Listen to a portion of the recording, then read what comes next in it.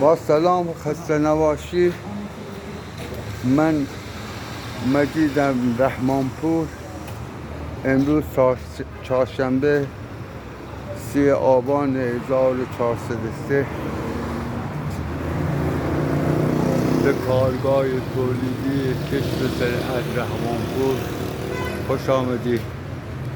تولید کننده انواع قالب‌های بتونی، دیوار برشی و قالب‌های ساختمانی و صنعتی و انواع خدمات هم از خمکاری،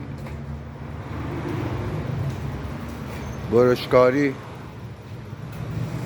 نوردکاری، جوشکاری، تراشکاری و سرخکاری و همچنین پرسکاری. امروز